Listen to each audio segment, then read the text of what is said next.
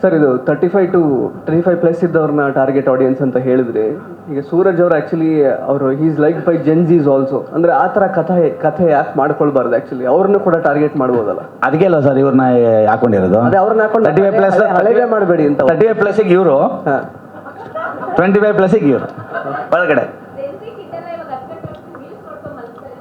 ಇವ್ರು ನೋಡ್ಲಿ ಅಂತಲೇ ಈಗ 10 ಗಂಟೆಗೆ ಹಾಕಿರೋದಲ್ವಾ? 2 ಗಂಟೆ 3 ಗಂಟೆ ಆಗುತ್ತೆ ಅವ್ರು ಮಲಗೋದು. ಅದೇ ಸೂರಜ್ ಅವ್ರು ಇದಾರಲ್ಲ,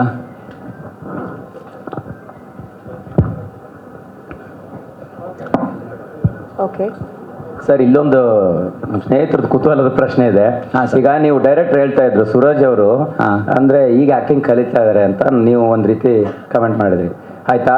ಬಟ್ ಅಂದ್ರೆ ಇಲ್ಲಿರೋಂಥದ್ದು ಏನಂದ್ರೆ ಬಿಗ್ ಬಾಸ್ ಅಲ್ಲಿ ಇದ್ರು ಅನ್ನೋದಕ್ಕೋಸ್ಕರ ಸೂರಜ್ ಅವ್ರಿಗೆ ಕ್ಯಾರೆಕ್ಟರ್ನ ಅಂದ್ರೆ ಆಯ್ಕೆ ಮಾಡಿರೋಂಥದ್ದ, ಅಥವಾ ಏನು ಬಿಗ್ ಬಾಸ್ ಅಲ್ಲಿ ಬಂದ ನಂತರನೇ ಡಿಸೈಡ್ ಮಾಡಿದ್ದಾನಂತದ್ದು ಅವ್ರ? ನಾನು ಈಗಲೇ ಮೊದಲೇ ಪುನರುಚ್ಚರಿಸ್ತಿದ್ದೀನಿ, ಸುಮಾರು ಜನ ಹೀರೋಗಳು ಆಗಬೇಕಾಗಿತ್ತು ಕಡೆ ಗಳಿಗೆಯಲ್ಲಿ. ನಾಳೆ ಶೂಟು ಅನ್ನೋ ಟೈಮಲ್ಲೂ ಕೂಡ ಅವತ್ತು ಹಿಂದಿನ ದಿವಸ ಬೇರೆ ಇದ್ದವರು ಕಾರಣಾಂತರಗಳಿಂದ ಆಗಲಿಲ್ಲ, ಇನ್ನು ತಾಯಿ ಹೆಲ್ತ್ ಇಶ್ಯೂ ಅನ್ನೋಕ್ಕೋಸ್ಕರ. ಆ ಒಂದು ಸಮಯಕ್ಕೆ ಸೂರಜ್ ಆಚೆ ಬಂದರು. ಆ ಒಂದು ಇದಕ್ಕೆ ನಮಗೂ ಬೇಕಾಗಿರೋದ ಒಳಗಡೆ ಬಂದರು. ಇದರಲ್ಲಿ ಯಾವ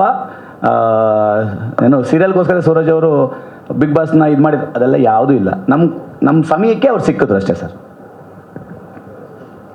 ಸೂರಜ್ ಅವರಿಗೆ ಪ್ರಶ್ನೆ, ಇದು ನನ್ನ ವೈಯಕ್ತಿಕ ಪ್ರಶ್ನೆ. ಎಲ್ಲಿದ್ದೀರಾ?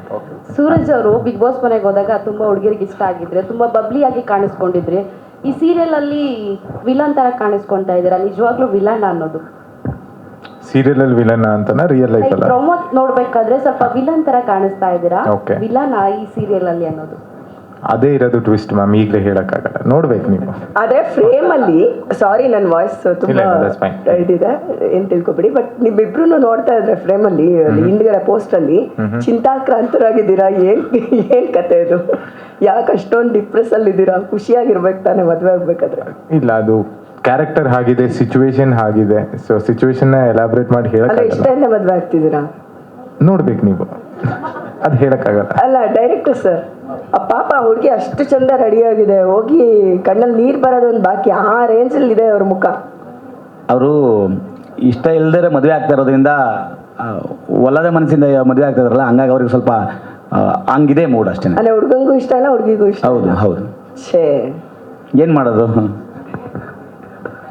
ಮುಂದೆ ಮದುವೆ ಆಗ್ತಾರಲ್ಲ, ಆಮೇಲೆ ಇಷ್ಟಪಡಕ್ಕೆ ಶುರು ಮಾಡ್ತಾರೆ ಬಿಡಿ. ಆಮೇಲೆ ಓಕೆ, ಅದೇ ಇನ್ನೊಂದು ಅಗ್ನಿ ಸಾಕ್ಷಿ ಆಗುತ್ತಾ ಇದು ಅಂತ. ನಿಮ್ಮ ಬಾಯಾರಿಕೆನ ಹಂಗೆ ಆಗ್ಬಿಡ್ಲಿ, 1000 ಎಪಿಸೋಡ್ ಹಂಗೆ ದಾಟ್ಲಿ.